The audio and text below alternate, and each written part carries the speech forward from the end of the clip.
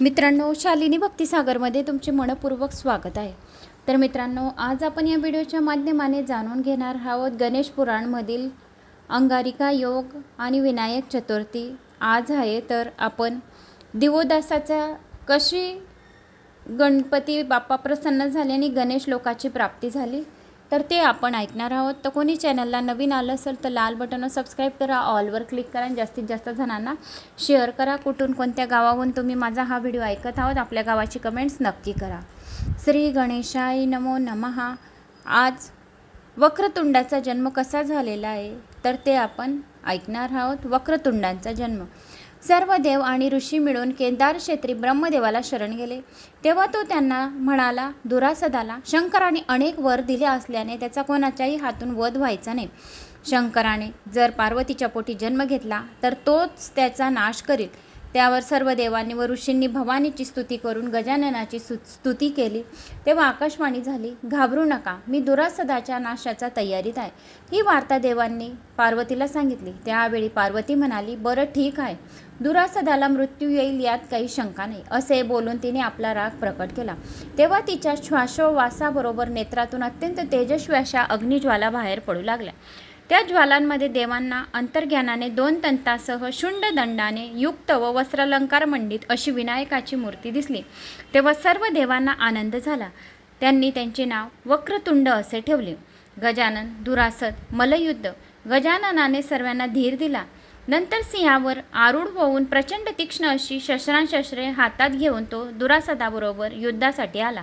समोर दैत्यांचे प्रचंड सैन्य पाहून त्याने एक भयानक गर्जना केली आणि आपल्या हातातील परशु दुरासदावर फेकला, परंतु दुरासदाला यत्किंचितही इजा झाली नाही। मग त्या उभयतांचे बराच वेळ शस्त्रयुद्ध चालू होते। दैत्यांचा पराभव होऊ लागलेला पाहून हातातील परशु जमिनीवर फेकून तो मल्लयुद्धात सिद्ध झाला। गजाननानेही आपले शस्त्र खाली ठेवले आणि आपले शरीर महाकाय करून तो त्या राक्षसाशी मल्लयुद्ध करू लागला। शेवटी गजाननाने त्याच्या तोंडावर जोरात एक मुष्टिप्रहार केला। त्याबरोबर त्याच्या तोंडातून रक्ताची नदी वाहू लागली। दुरासद मूर्छित होऊन खाली पडला। 2 घटकांनी तो सावध झाला। सायंकाळ झाली असल्याने युद्धभूमीवरून आपल्या शिबिराकडे परतला। वक्रतुंडाच्या पराक्रमाने हतबल झाल्यावर दुसऱ्या दिवशी तो दुरासद दैत्य अग्नशास्त्रांनी गजाननाशी युद्ध करण्यास रणभूमीवर आला। त्याने आल्याबरोबर शंकराचे स्मरण करून एका बाणावर अग्निशास्त्राची योजना करून तो बाण देवसैन्यावर टाकला। तेव्हा गजाननाने एका बाणावर पर्जन्यशास्त्राची योजना करून तो बाण अग्निबाणावर सोडला। तेव्हा हत्तीच्या सोंडेप्रमाणे पाण्याच्या धारा पडू लागल्या। सर्व ठिकाणी पेटलेल्या अग्नी शांत झाल्या। अशा पद्धतीने बराच वेळ युद्ध झाल्यावर दुरासदास भूक लागली आहे, तेव्हा मी भोजन करून येतो, तोपर्यंत तू या गजाननाशी युद्ध कर। हे ऐकून त्याचे सेनापती गणेशाशी युद्ध करू लागले। तेव्हा 56 गजानन निर्माण झाले। त्यांनी नुसता हुंकार दिल्यावर त्याचे सर्व सैन्य पळाले। कित्येक मरण पावले। तेवढ्यात दुरासद तेथे आला। त्याने सेनापतीसह आपल्या सैन्याची झालेली दुर्दशा पाहिली। तेव्हा त्याला शंकराची वराची आठवण झाली। शक्तीपासून त्याची उत्पत्ती झाली। असा कोणी एका तुझा पराभव करील हे शंकराचे बोल त्याच्या स्मरणात आले। इतक्यात गजाननाने आपले विराट स्वरूप प्रकट केले व त्यांची शेंडी धरली। एक पाय काशीनगरात व दुसरा पाय त्याच्या मस्तकावर ठेवून गजानन त्याला म्हणाला, अरे दुष्टा, शंकराच्या वरामुळे तुला मृत्यू येणार नाही हे मला माहीत आहे। तेव्हा तू पर्वताचे रूप घेऊन या नगरासमीप पडून राहा व नगराचे तू रक्षण कर। त्यावर या दुरासद दैत्य म्हणाला, तू जर सदसदीत माझ्यात असाच पाय ठेवून उभा राहशील तर मी आनंदाने असाच पडून राहीन। त्याची ही विनंती गजाननाने मान्य केली। दुरासद अजूनही त्या पर्वतावर पडून आहे। ढुंडीराज रूपाने काशीत निवास। गुत्समस सांगतात, गणपतीने दुरासदाला नष्ट केल्यावर सर्व देवांनी त्यांची स्तुती केली। देवा 4 वर्ण 4 योन्यांमध्ये उत्पन्न झालेले जीव तुझाच आश्रयाने राहतात। नित्यकर्मामध्ये ते तुझे ध्यान करतात, ते तुझा शोध करीत असतात। ढुंडी या धातूचा अर्थ शोध करणे असा आहे की राज या शब्दाने युक्त अशा ढुंडी या शब्दाने तुझी प्रसिद्धी होईल। तुला लोक ढुंडीराज असे म्हणतील। तुझ्या पूजनाने धर्म, अर्थ व काम, मोक्ष हे चारी पुरुषार्थ प्राप्त होतील. अशा त्या गजाननाची स्तुती करून आम्ही मंदार पुष्पांनी, शम्मीपत्रांनी त्यांची पूजा केली. आमची पूजेचे ग्रहण करून आपले 56 विभूतीसह गजाननाने वाराणसीमध्ये वास्तव्य केले. जो कोणी ओम डुंडी राजाय नमा या मंत्राचा जप सकाळ संध्याकाळ करेल त्याच्या सर्व संकटाचा नाश होईल. जे मुलं अभ्यासात हुशार नाही आहेत आणि अभ्यासात बुद्धी तीव्रतेने पाहिजे असेल तर त्याने 1 ग्लासभर पाणी घ्यावे आणि ते पाणी हातात धरावे. एका हातात जपमाळ करून या आपल्या मनाने 10 मिनिटं 15 मिनिटं असे बोलून ओम डुंडी राजाय नमः, ओम डुंडी राजाय नमः हा मंत्र जप केल्याने आपल्या मुलांची तीव्रतेने वाढ होईल. जे मुलं बोलत नाही आहे ते मुलंसुद्धा बोलायला लागतील. हे गणेश पुराणामधील हे संपूर्ण उपाय आहेत. तर हे गणेश पुराण अत्यंत महत्त्वाचं पुराण आहे. ज्याच्या पदरी खूप काही जन्माचे पुण्य असेल त्यालाच हे गणेश पुराण ऐकायला मिळेल. सहजासहजी हे गणेश पुराण कोणालाही ऐकायला मिळत नाही. तर दिवोदासाला कसा गणेशजी प्रसन्न झाला आपण ते ऐकणार आहोत या व्हिडिओच्या माध्यमाने. दिवोदासाची पुण्य गुत्समत पुढे सांगतात. सोमवंशामध्ये एक श्रेष्ठ राजा होऊन गेला. दिवोदास त्याचे नाव. तो जितेंद्रिय, उपकर्ता, मत्सर न करणारा, परद्रव्य आणि परस्त्री यांच्याकडे कधीही न पाहणारा अत्यंत पराक्रमी असा होता. तो तपश्चर्येवर प्रसन्न होऊन त्यास काशीचे राज्य दिले. काशीला काही काळपर्यंत पर्जन्यवृष्टी होत नसल्याने कोणीही तेथे राहत नव्हते. पूर्ण काशी नगरी ओसाळ झाली होती. परंतु दिवोदासाची पुण्याई थोर त्यामुळे सर्वत्र पर्जन्यवृष्टी झाली. काशी सोडून गेलेली सारी प्रजा परत घरी परतली. त्या राजाची सुशीला नावाची राणी होती. ती पतीच्या आज्ञेत राहत असे, नेहमी दानधर्म करीत असे. या राजाने विद्वान पंडिताकडून आचार, व्यवहार आणि प्रायश्चित असे 3 भाग असलेले स्मृतिरूप कायदे केले होते. सर्व प्रयोजन न्यायबुद्धीने वर्तन करीत असल्यामुळे अपमृत्यू त्याच्याकडे फिरकत नसे. पूर्वीसारखी यज्ञ, यज्ञादी कर्म राज्यात सुरू झाले. देव प्रसन्न झाले. सर्वज्ञ धनधान्याची विपुलता झाली. ते सर्वजण देवांची स्तुती करू लागले. सर्वांनाच काशी क्षेत्र आवडले. हे ऐकून कीर्तीने गुत्समदाला विचारले, काशी क्षेत्र इतके परम पावन असूनही शंकर आदी देव तेथून का निघाले? गुत्समद म्हणाला, पूर्वी काशी नगरीत पूर्ण एक तप अनावृष्टी होऊन सर्वांचा नाश झाला. सर्व आकार स्वदाकार बंद पडले. त्यावेळी सर्व देवांनी भगवान शंकराला शरण जाऊन विनवणी केली. मंदार पर्वतावर 10,000 वर्षापासून मरीची ऋषी तपश्चर्या करीत आहे. त्यांना आपण वर द्यावा. देवांचा विनवणीचा आदर राखून भगवान शंकर मंदार पर्वतावर गेले. मरीची ऋषीची तपश्चर्या पाहून प्रसन्न होऊन त्यांनी मरीचीला आपल्या गणासमवेत विमानात बसवून कैलासावर पाठवून दिले आणि ते स्वतः मंदार पर्वतावर राहू लागले. खूप दिवसांनी आपण काशीला जावे असे भगवान शंकराच्या मनात आले. परंतु ब्रह्मदेवांनी काशीचे राज्य दिवोदासाला दिल्यामुळे त्यांना तेथे जाता येईना आणि दिवोदास अत्यंत पुण्यवान होता. त्यामुळे त्याच्याकडून काशीचे राज्य मागता येईना. त्यासाठी दिवोदासाचा एकदा उणेपणा काढून आपण काशीत परत जावे, परत काशी मिळवावी. पण त्यांनी देवांना त्यांचे उणे पाण्यास काशीस पाठवले. पण जो जो देव दिवोदासाकडे जाई तो तेथेच रममान होऊन काशीस कायमचा राही. एकही देव काशीहून परत येत नाही. पाहून शंकरांनी भैरवांना काशी नगराला पाठवले. तेथे त्यांनी गंगा स्नान केल्यावर आपण परत जाऊ नये असे भैरवांना वाटू लागले. तेथेच त्यांनी वास्तव्य करण्याचे ठरवले. भैरवही परतले नाही. तेव्हा त्याने आधी त्यांना दिवोदासाकडे पाठवले. त्यांना तेथे कोठेही पापकर्म दिसून आले नाही. ती पुण्यमयी नगरी पाहून तेही तेथे रममान झाले. शेवटी शंकराने 64 योगिनींना पाठवले पण त्याही परतल्या नाही. मग मात्र भगवान शंकर निराश झाले. आता आपणास काशीवास प्राप्त होणे नाही. तेव्हा आपण गणेश किंवा विष्णूकडून आपली इच्छा पूर्ण करून घ्यावी असे त्यांनी विचार केला. गणेशाचे भविष्य. शंकराने गणेशाला बोलावून घेतले आणि त्याला म्हणाले, हे गजानना, मला काशीला जाण्याची खूप इच्छा झाली आहे. पण तेथे पुण्यशील दिवोदास राज्य करतो. सर्व प्रजा त्याच्यावर संतुष्ट आहे. मला त्याला तेथून काढता येत नाही. तरी तू दिवोदासाकडून अनिश्चित कर्म घडवून मला काशीवास लाभावा, काशीवास लाभावा एवढी माझी इच्छा तू पूर्ण कर. हे ऐकून गणेश शंकराच्या इच्छेपूर्तीसाठी ज्योतिषाच्या रूपात काशीस आला. लोकांना भविष्य सांगू लागला. त्याने सांगितलेल्या भविष्याप्रमाणे सर्व घडायचे. त्यामुळे लोकांची त्याच्यावर श्रद्धा बसली. ते त्याची पूजा करू लागले. त्याच्या आशीर्वादाने इच्छित मनोरथ पूर्ण व्हायचे. त्यामुळे तो ज्योतिषबुवा प्रजेत प्रसिद्ध झाला. ही गोष्ट दिवोदासाच्या कानावर आली. एक दिवस राजाने त्या ज्योतिषाला आपल्या राजवाड्यात बोलवले. त्याच्या आदराने पूजा केली. नंतर राजाने विचारलेल्या अनेक प्रश्नांची त्याने उचित उत्तरे दिल्याने दिवोदासाची त्यावर दृढ श्रद्धा बसली. त्या नादात त्याला इष्ट देवदेवताचे विस्मरण झाले. एके दिवशी ज्योतिष त्याला म्हणाला, हे राजा, आजपासून 7व्या दिवशी एक सिद्ध पुरुष येऊन तो तुला सांगेल त्याप्रमाणे कर, त्याने तुझे कल्याणच होईल. गुत्समत पुढे म्हणाला, ज्योतिषाने राजासह काशीतील प्रजेला मोहित केल्यावर भगवान विष्णूने बुद्ध रूप गावावर येऊन राहिले. तेथे त्याने आपल्या प्रभावाने सर्व प्रजेला प्रभावित केले. सगुण उपासनेचा निषेध करून वैदिक धर्मविरुद्ध उपदेश करायला सुरुवात केली. परमात्मा प्रत्येकाच्या अंतःकरणात असतो. माती किंवा दगडाचा देव मानून त्याची पूजा करणे हे निष्फळ आहे. देह म्हणजेच आत्मा, त्याला सुखी करण्याचे प्रयत्न प्रत्येकाने करावे, असे उपदेश त्या लोकांना तो करू लागला.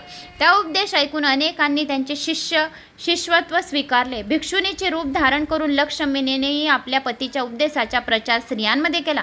अशा रीतीने बहुतेक सर्व प्रजा बौद्धमतवादी झाली. बुद्धरूपी विष्णू एक दिवस दिवदासाच्या राजवाड्यात गेला.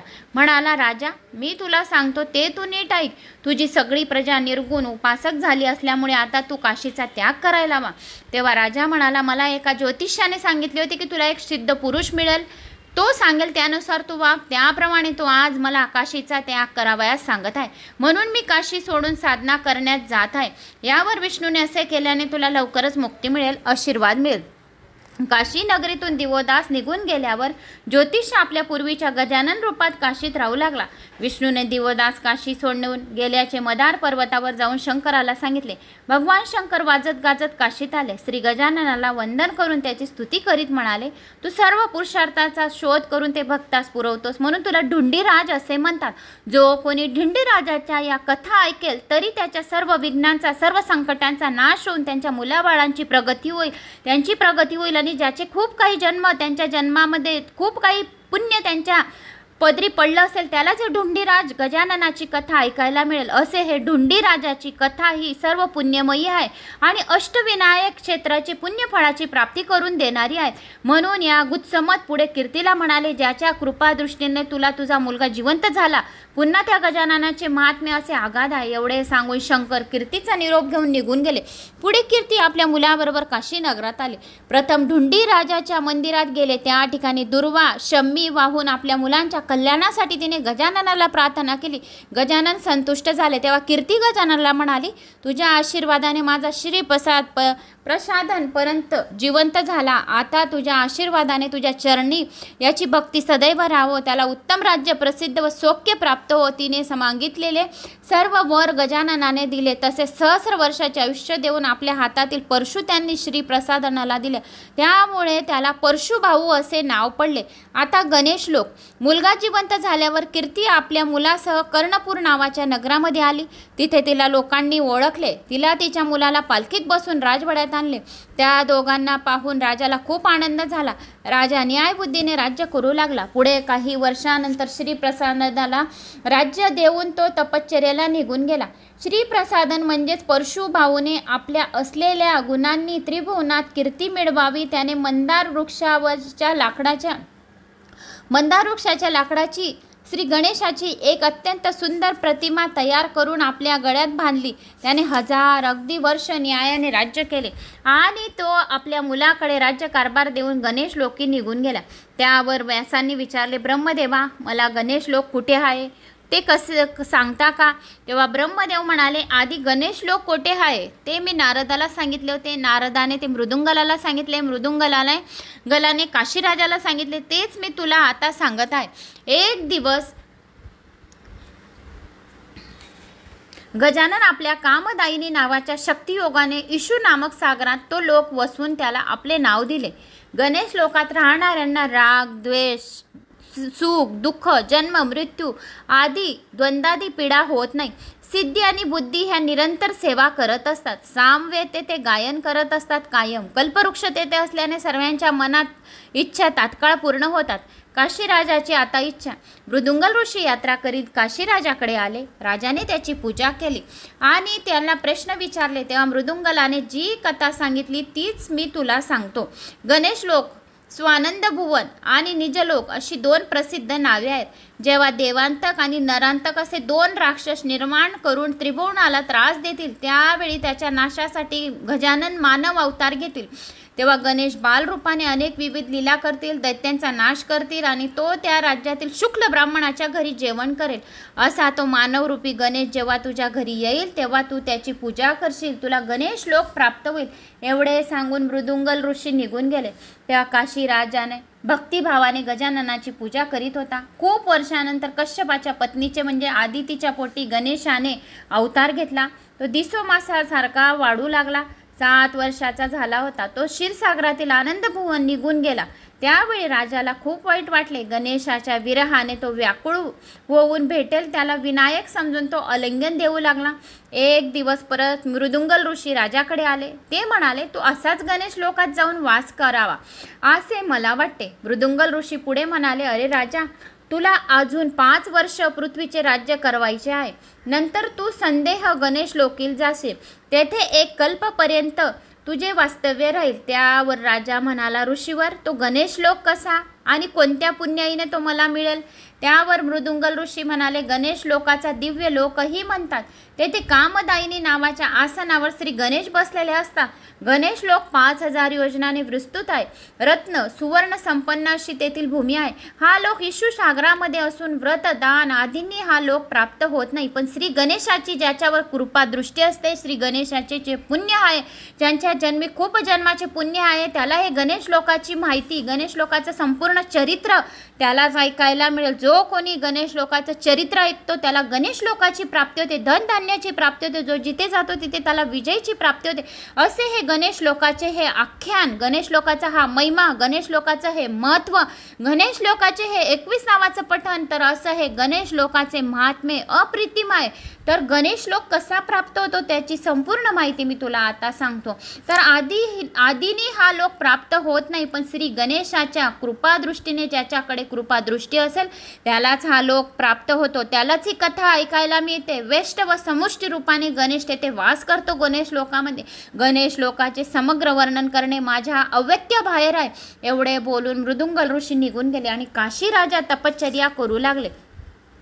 काशी राजाने गणेश लोकी प्रयाण केले. काशी राजाने 5000 वर्ष तपश्चर्या केली. तपश्चर्या झाल्यावर माघ शुद्ध चतुर्थीला मंगळवार होता. त्या दिवशी प्रांत समयी उठून राजाने स्नान करून संध्या केली. आप्तमित्र ब्राह्मणांदी लोकांना ते भेटले. राजा गणेश लोकी जाण्यासाठी विमानाची वाट पाहत होता. राजाला आणण्यासाठी गणेशाने आपले मोद आणि प्रमोद नावाचे 2 दूत पाठवले. राजाला विमानात बसून गणेश लोकी आणण्यास त्यांनी सांगितले. त्याप्रमाणे ते दोघे विमान घेऊन राजाजवळ आले आणि म्हणाले, राजा, तुझ्यासारखा गणेश भक्त संबंध त्रिभुवनात कोणी नाही. गणपतीला सतत तुझी आठवण येते. ते आणि ब्रह्मरूप होऊन ते तुझ्या इथे येऊन राहिले. ते तुझी त्याच्याविषयीची भक्ती बघून त्याने तुला नेण्यासाठी विमान पाठवले आहे. तेव्हा राजाने प्रधानाला बोलवले आणि सर्व राज्यकारभार त्याच्या हाती सुपूर्द केले आणि तो स्वतः संदेह गणेश लोकी जाण्यासाठी विमानात बसून निघाला. जाताना वाटेत त्यांना पिशाच लोक दिसला. ते पाहून गणेश राजाने मोद आणि प्रमोद या गणेश दूतांना हा कोणता लोक आहे असा प्रश्न केला. काशी राजाच्या नगरीत आगमन झाले. श्री गणेश दूत म्हणाले, राजा, हा भूत पिशाच योनीचा लोक आहे. विमान थोडे पुढे गेल्यावर अकराळ विक्राळ तोंडाची मोठमोठ्या जिभा बाहेर काढलेले पर्वताप्रमाणे विशाल अशा भयावह प्राणी राजाला दिसले. ते पाहून राजाने विचारले, हे प्राणी कोणत्या योनीतले आहे? देवदूत म्हणाले, राक्षस आणि दानवाचा हा लोक. नित्यकर्म न करणारा हा लोक मिळतो. जो नित्यकर्म करत नाही त्याला हा लोक मिळतो. नंतर ते गंधर्व लोकावरून जाऊ लागले. तेथील सोन्या रुपयांची रत्नांची चमकणारी घरे पाहून राजाला अत्यानंद झाला. तेथील गंधर्व गायन वादनात निपुण होते. थोडे पुढे गेल्यावर सिद्धचारण, यक्ष, गुहक आदी लोक त्यांना दिसले. नंतर देवदूतांनी काशीराजाला इंद्राची अमरावती दाखवली. नंतर अग्निलोक, यमलोक, कुबेरलोक, वरुणलोक, वायुलोक, सूर्यलोक, चंद्रलोक, गोलोक, सत्यलोक इत्यादी एकापेक्षा एक विलोभनीय लोक राजाने पाहिले. त्यानंतर ते विष्णूच्या वैकुंठ लोकाजवळ आले. वैकुंठ लोक तर इतर लोकांपेक्षा हा रमणीय होता. तो पाहून राजाचा आनंद गगनात मावेनासा झाला. तेथून पुढे ते शिवलोकावरून जात असता खूप काळोख पडला होता. सर्व दूर अंधारच अंधार होता. परंतु विमान पुढे जात होते. पुढे जाताना कोटी सूर्य प्रकाशमान अशी शक्ती राजाला दिसली. ते पाहून तर राजा बेशुद्ध पडला. राजा सावध झाला. तेव्हा अत्यंत दैत्यवान असा गणेश लोकदूतांनी राजाला सांगितला, तेथील रत्नखचित मंदिराचे तेज डोळ्यांचे पारणे फेडत होते. तेथील नरनारी अग्नीप्रमाणे तेजस्वी होत्या. तेथील शीतल सुगंधित वायूने श्रम परिहार होत होता. अशा या आयुष्य सागराच्या तीरी गणेश लोकांमध्ये काशीराजाचे विमान आले. काशीराजाला गणेश दुर्लभ दर्शन लाभ झाला. ब्रह्मदेव व्यासांना म्हणाले, पुण्यवान काशीराजा गणेश लोकात पोचल्यावर त्याला इक्षरक्ष देण्यात आले. तो प्राशन केल्यानंतर ते गणेशाकडे गेले. सहस्रकिरण नावाच्या कमल पुष्पामध्ये पलंगावर गणेश झोपला होता. धूप सुगंधाने सारा परिसर दरवळलेला होता. गणेश जागा झाला वर दूत म्हणाले, हे श्री गणेशा, आपल्या म्हणण्यानुसार राजाला इथे आणले आहे. तेव्हा गणेशाने राजाकडे पाहिले. राजाच्या डोळ्यातून आनंद अश्रू वाहू लागले. त्याच्या तोंडून शब्द फुटेना. गणेशाची ती स्थिती झाली. राजाने गणेशाला नमस्कार केला. दाई श्लोकांची स्तुती सुमने समर्पती केले. गणेश प्रसन्न झाला. 21 नावांचं पठण केले आणि 31 नावांचे तीळ आणि दुर्वा शमीपत्रांनी त्यांची पूजा केली. तर 21 नाव कुठले पठण केले? सुमुख, एकदंत, कपिल, गजकर्ण, वक्रतुंड, गजकर्ण, लंबोदर, विनायक, धूम्रकेतु, भालचंद्र, गणाध्यक्ष, गजानन, गणंजय, गणपती, हेरंब, धरणीधर, महागणपती, यक्ष, वरद, श्रीप्रसादन, अमोघ सिद्धी, अमित, मंत्र, चिंतामणी, विधी, सुमंगल, बीज, आशापूरक, वरद, शिव, कश्यपनंद, वाचसिद्धी, दोंडी विनायक, दुर्वा विनायक, चंडी विनायक, देहली गणपती नमो नमः अशा या 21 नावांनी गणेशाची दिवोदासाने स्तुती केली आणि आनंदाश्रू डोळ्यातून वाहत होते. जो कोणी गणेशाच्या या 21 नावांचं पठण, श्रवण, कीर्तन करेल त्याला गणेश लोकाची प्राप्ती होईल. अष्टविनायकाचे पुण्यफळाची प्राप्ती होईल असे हे स्वतः दिवोदासाच्या या पुण्याईच्या याच्यामध्ये सांगितले आहे. मग पुढे त्यावर राजा म्हणाला, देवा, तुझ्या दर्शनाने मी धन्य झालो. यापुढे मला जन्म मृत्यू केव्हाही येवो. श्री वरद गणेश गणपती म्हणतात, व्यास आणि ब्रह्मदेव कथेत इतके रंगून गेले की काशीराजाची आणि गणेशाची भेट झाल्याने दोघांच्या डोळ्यांमधून आनंदाश्रू वाहू लागले. नंतर परत ब्रह्मदेव महोत्कटाच्या कथेकडे वळाले. ब्रह्मदेव व्यासांना म्हणाले, महोत्कटाने भक्ताच्या विनंतीचा आदर ठेवून अनेक प्रतिरूपी प्रत्येकाच्या घरी घेऊन भोजनास गेले. त्याप्रमाणे त्याने काशीराजाचे अनेक रूपे निर्माण केली. त्याच्यासह प्रत्येक भक्ताच्या घरी भोजन करू लागले. हा चमत्कार पाहून सनक सनंदाला फार आश्चर्य वाटले. त्याचा गर्व पूर्ण नाहीसा झाला. तो गणेशाला शरण गेला. त्याने गणेशाचे एक मंदिर बांधले. त्याला वरद गणेश असे नाव देण्यात आले. जो कोणी ही कथा ऐकतो त्याला वरद गणेश गणपतीचे पुण्यफळाची प्राप्ती होईल, अष्टविनायक केल्याची प्राप्ती होईल. नंतर तेथे मंदिराशेजारी एक सरोवर बांधून त्याला गणेश तीर्थ असे नाव देण्यात आले. जो कोणी गणेश तीर्थाची कथा श्रवण करतो त्याला गणेश तीर्थामध्ये स्नान केल्याची पुण्यफळाची प्राप्ती होते. नंतर श्री गणेशाची कृपा. महोत्कटाचे भोजन झाल्यावर राजाने त्याला पालखीतून राजवाड्यात आणण्यासाठी आपल्या सेवकांना पाठवले. शुक्ल ब्राह्मण पत्नीसह त्याला सोडण्यासाठी बाहेर थोड्या अंतरावर चालत गेले. नंतर पुन्हा माघारी येऊन पाहतात तर काय, त्याच्या पर्णकुटी ठिकाणी अलिशान वाडा उभा होता. आतमध्ये दासदासी धनसंपत्ती दिसत होती. महोत्कटाला पालखीतून राजवाड्यातून आत असता नरांतकाने काशीराजाचा नाश करिता पाठवले. शूर व चपल या नावाचे 2 राक्षस राजाला मारण्यासाठी त्याच्यावर धावले. पाहून महोत्कटाने पालखीतून उडी मारली आणि त्या राक्षसाचे पाय धरून त्यांना गरागरा फिरवून जमिनीवर आपटून ठार करणार होता. पण गणेशाला त्याची दया आली. त्याने त्या दोघांना जिवंत सोडून दिले. हे पाहून काशीराजा म्हणाला, हे गणेश, हे दोघे खूप मोठे अपराधी आहेत. मग तू त्यांना जिवंत का सोडून दिलेस? अर्थात प्राणी मात्राच्या सुख दुःखाला किंवा जन्म मृत्यूला तुझी इच्छा असेल यात काही संशय नाही.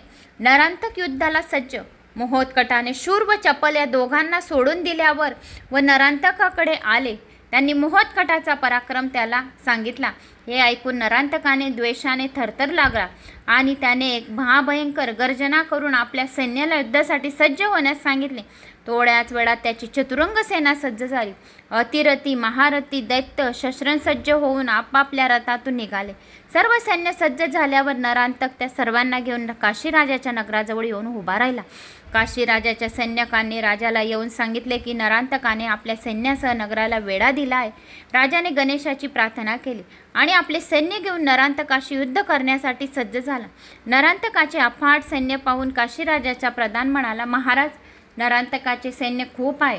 त्याच्या सैनिकापुढे आपला काही निभाव लागणार नाही. आपण असं करू, आपली सारी कर्तबगार माणसे पाठवून त्याच्यासह तय करू आणि त्याने जर त्याचं नाहीच भागलं तर त्या बालकाला म्हणजेच मोदकटाला त्याच्या स्वाधीन करूया.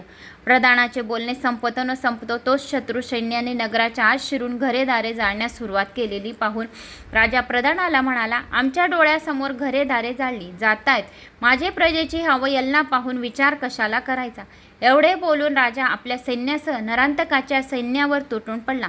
शत्रू सैन्यावर त्याने बाणाचा वर्षाव केला. कितीतरी राक्षस मरून पडले. अनेक जण जखमी झाले. राजाच्या सैन्यासुद्धा नरांतकाच्या सैन्याला काला मागे रेटले.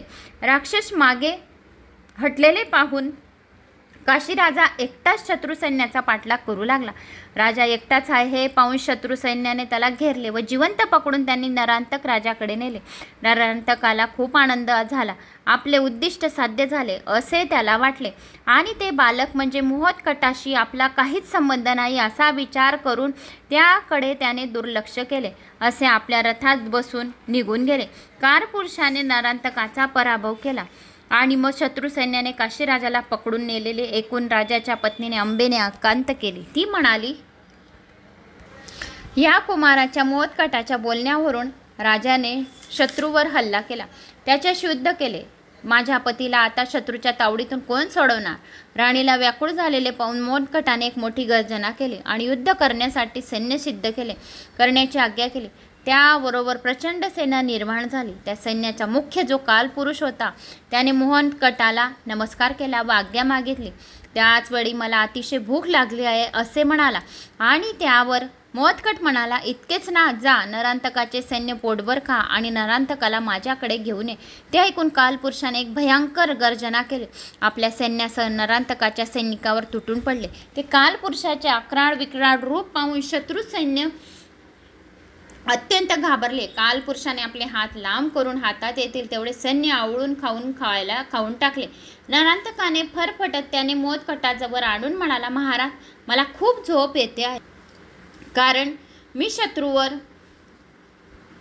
शत्रू सैन्याला खाऊन टाकले आहे.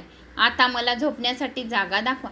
त्यावर मोदकट म्हणाला, हे कालपुरुषा, तू माझ्या मुखातून पोटात जा आणि तेथे शांतपणे झोप घे. या ऐकून तो कालपुरुष मोदकटाच्या पोटात जाऊन शांत झोपला. काशीराजाचा पुनर्जन्म झाला.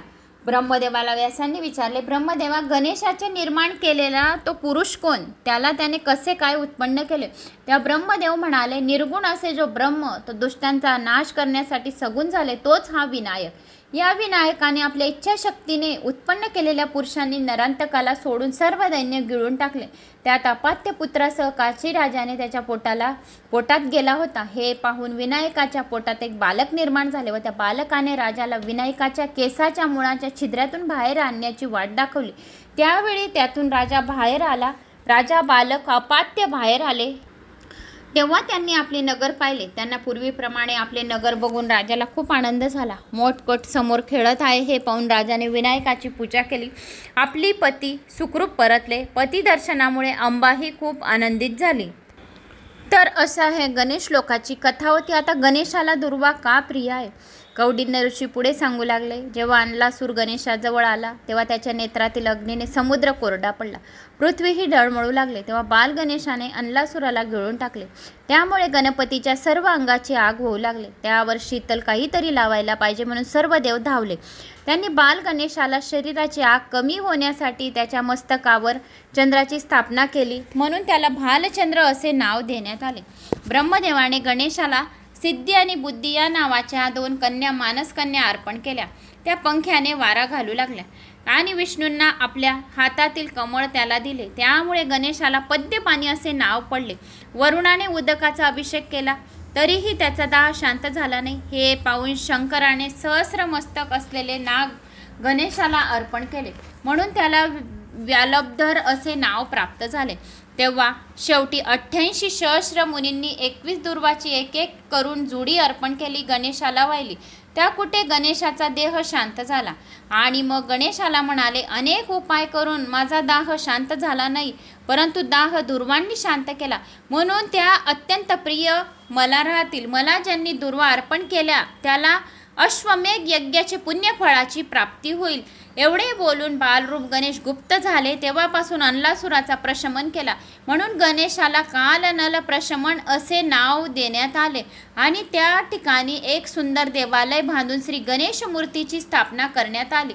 म्हणून गणेशाला दुर्वा एवढ्या प्रिय आहेत आणि जो कोणी गणेशाला दुर्वा शमीपत्र वाहील त्याच्या सर्व मनोकामना पूर्ण करेल असे गणेशाने स्वतः सांगितलेले आहे. तर असे हे गणेशाचे दुर्वाचे महात्म्य दुर्वा का आवडतात याचं मी तुम्हाला सांगितलं. आता कौंडिन्य म्हणाले, एके दिवशी नारद मुनी श्री गणेशाच्या दर्शनाला गेले. ते म्हणाले, देवा मी एक पाहिले, आश्चर्य सांगतो ऐका. जनक हा मिथिल नगरीचा राजा, तो खूप पराक्रमी आणि खूप दानशूर म्हणून प्रसिद्ध आहे. तो याचकांना हवे तेवढे दान देतो, परंतु त्याच्याजवळ द्रव्य संपत नाही. याचं कारण समजून घेण्यासाठी मी खास इथे आलो आहे. आणि त्याला विचारले, जनका तुझी प्रत्येक इच्छा श्री गणेश पूर्ण करीत असणार असेल तर मला असं वाटतं. त्यावेळेस तो गर्वातिशयाने म्हणाला, नारदा मी त्रैलोक्याचा स्वामी आहे, ब्रह्मस्वरूप मीच असून जगाचा करता कारण आहे. काम सर्व कर्म सर्व काही मीच आहे. त्यावर मी म्हणालो, ऐक जनका, ईश्वर हा जगाचा करता आहे, त्याशिवाय या त्रिभुवनामध्ये अन्य गोष्टी कुठेही श्रेष्ठ नाही. तुझा हा गर्व लवकरच उतरेल. असे जनकाला बोलून श्री गणेश मग लगेच तुझ्याकडे आला. आता त्या जनकाचे गर्व हरण कसे करायचे हे ते पहा. एवढे बोलून नारद विष्णू लोकी निघून गेले. मग गणेशाने अमंगल अशा ब्राह्मणाचा रूपात जनकाची परीक्षा पाहण्यासाठी मिथिला नगरीमध्ये आले. तेव्हा जनकास कोणीतरी देवच आहे असे आपली परीक्षा पाहण्यासाठी आलेले आहेत अशी शंका झाली. इतक्यात तो ब्राह्मण म्हणाला, राजा तुझ्या दानशूरपणाची कीर्ती खूप ऐकली आहे. तू पोटभर अन्नासाठी तुझ्याकडे मी पोटभर अन्न खाण्यासाठी आलेला आहो. तू ते देशील का? तर तुला शतयज्ञ केल्याचे पुण्यफळाची प्राप्ती होईल. राजाने ते ब्राह्मणाला पाकशाळेत नेऊन जेवायला बसवले. 10,000 माणसांचा स्वयंपाक ब्राह्मणाने थोडाही विलंब न करता संपवला. तेव्हा तेथील आचारी म्हणाले, हे राजा, हा ब्राह्मण नव्हे, कोणीतरी राक्षस दिसत आहे. नंतर आचार्याने जनक राजाच्या कोठीतील सगळ्या धान्यांचा स्वयंपाक केला. तोही सर्व ब्राह्मणाने खाऊन टाकला. प्रजेकडून धान्य आणून रांधून दिले, तरीही त्या ब्राह्मणाची भूक भागेना. हे बघून जनक राजाने मान खाली घातली. त्याचा गर्व कुठच्या कुठे पळून गेला. शेवटी त्या नगरीत एकही धान्याचा कण शिल्लक राहिला नाही. हे पाहून गणेश आपले परमभक्त विरोचन आणि त्रिचरा या दाम्पत्याकडे अमंगल ब्राह्मण रूपात गेले. गणेशाची भूक लागली. अतिथीरूपी गणेश त्या उभयतांना म्हणाले, तुमचा राजा एवढा श्रीमंत, पण त्याला माझी साधी भूक भागवता आली नाही. आता मला थोडे तरी खायला दिले तरी माझी भूक शांत होईल. भक्तीविना कोणी मला त्रिभुवन दिले तरी ते मला कमीच पडते. ते ऐकून ते उभयता म्हणाले, आम्ही सकाळी गणेश पूजेसाठी दुर्वा आणल्या होते, त्यातील एक शिल्लक आहे, तीच आम्ही तुला भक्तिभावाने अर्पण करतो. तिचा स्वीकार करशील? गणेशाने तो दुर्वाकार मोठ्या आनंदाने खाल्ला. त्याची एक भूक शांत झाली. तात्काळ गणेशाने आपले खरे स्वरूप प्रकट केले. तो म्हणाला, मी तुम्हाला प्रसन्न झालो आहे, तुम्ही हवा तो वर मागून घ्या. तेव्हा ते उभयतांनी म्हणाले, गणेशा, आम्हाला जन्मोजन्मी तुझे विस्मरण होऊ नये एवढंच वर द्या. त्यावर तथास्तु म्हणून गणेश गुप्त झाला. कौंडिन्य आपल्या पत्नीला म्हणाला, असे हे दुर्वाचे महात्म्य आहे, तर तुला ते बघायचे असेल तर हे इंद्राकडे एक दुर्वा घेऊन जा आणि त्याच्या वजना इतके सोने मागितले आहे असे सांग. दुर्वाचे महात्म्य साऱ्यांना समजले. पतीने असे म्हटल्यावर आश्रया एकाच दुर्वाकार घेऊन इंद्राकडे गेली आणि इंद्राकडे तिने दुर्वाच्या वजना एवढे सोने मागितले. तेव्हा इंद्र तिला म्हणाला, तू माझ्या दूताबरोबर कुबेराकडे जा, तो तुला दुर्वाच्या वजना एवढे सोने देईल. त्याप्रमाणे आश्रया इंद्राच्या कुबेराकडे गेली. कुबेराने दुर्वाकार पाहिला आणि त्याने एका तराजूमध्ये तो दुर्वाकार ठेवला, दुसऱ्या पारड्यामध्ये सोने ठेवले आणि तरीही दुर्वाचेच वजन जास्त भरले. नंतर आणखी सोने आणून तराजूत टाकले, तरीही त्याचे वजन दुर्वाकार एवढे झाले नाही. तो सारखा सुवर्ण घालीत होता. अखेर सर्व सोने संपले तेव्हा कुबेराने आपल्या पत्नीलाच त्या पारड्यात बसवले, तरीही त्याचा काही उपयोग झाला नाही. शेवटी स्वतः कुबेर पारड्यात बसले, तरीही दुर्वाकाराचे पारडे जागेवरच राहिले. अखेर इंद्राला बोलवले. कुबेराने त्याला ऐरावतासह बसवले. नंतर विष्णू शंकर हेही बसले, तरीही पारडे जडच. हा चमत्कार पाहून सर्व थक्क झाले. तेव्हा सर्व देव आश्रयाला घेऊन तिच्या पतीकडे म्हणजेच कौंडिन्य ऋषीपाशी आले आणि म्हणाले, भक्तिपूर्वक वाहिलेल्या एका दुर्वाचे किती महत्त्व आहे, आज आम्हाला हे कळले. नंतर सर्व देवांनी श्री गणेशाची भक्तिभावाने पूजा केली. गणेशाचे दूत भक्तांना सांगतात, चांडाळणीने आणलेल्या दुर्वा गणेशाच्या मस्तकावर पडल्या. त्या पुण्याईने सुलभ, सुभद्रा आणि मधुसूदन तिघांना गणेश प्रसन्न झाला. सर्वांना दुर्वाचे महत्त्व समजले आणि त्याचा उद्धार झाला. तेव्हा तेथील भक्तांनी पटापट स्नान करून श्री गणेशाची दुर्वाने पूजा केली. श्री गणेश त्यांच्यावर प्रसन्न होऊन त्यांच्या सर्वांचा उद्धार केला.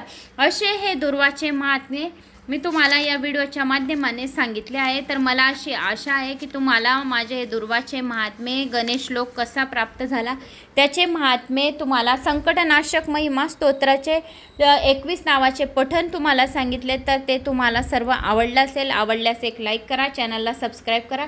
कुठून कोणत्या गावाहून तुम्ही माझा हा व्हिडिओ ऐकत आहोत आपल्या गावाची कमेंट्स नक्की करा.